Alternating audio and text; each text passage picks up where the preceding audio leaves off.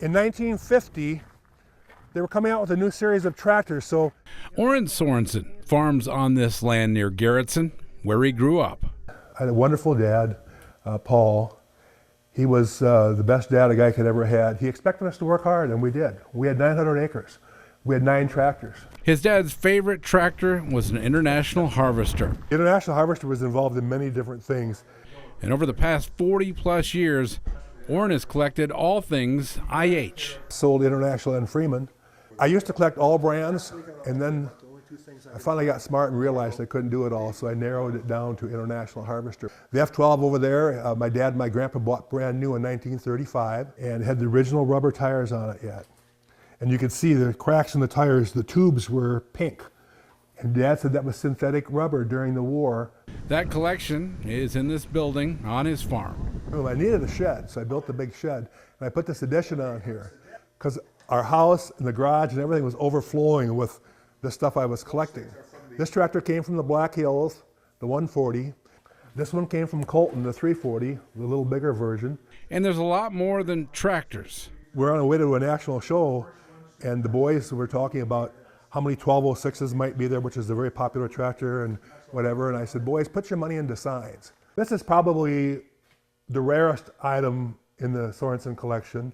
You see old signs from dealerships all over South Dakota, along with some vintage IH signs that have a great story behind them. And what they did in the 1920s, they put schmaltz, there's like fine glass on there, and they put a substance in the glass to make it when the Model T lights hit that sign, it would light up at night.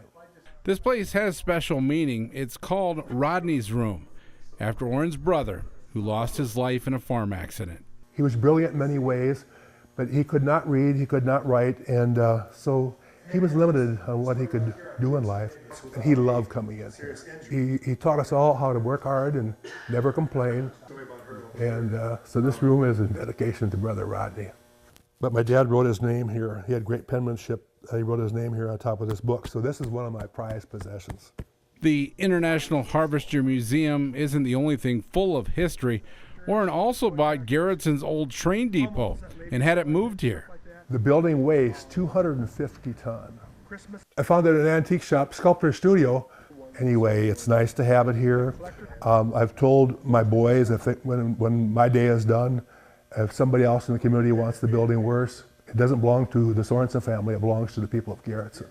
I do realize I'm 73. It's time to maybe start thinning the herd a little bit. That fox sign is probably the most collectible sign in here. And for Oran, who was also a high school teacher in Del Rapids for 35 years, he wants you to see what he created. I love people to come out, but people are so shy. Oran, we know you have this museum and so forth, but have an open house because we don't want to bother you. And I said, no, just call me because I'll drop every. None of this is worth a dime unless you can share it with somebody. This stuff will live on. We won't. Near Garretson. This can right here on an auction today would bring $250 to $350 so fast. Eric Thorstensen, Dakota News Now.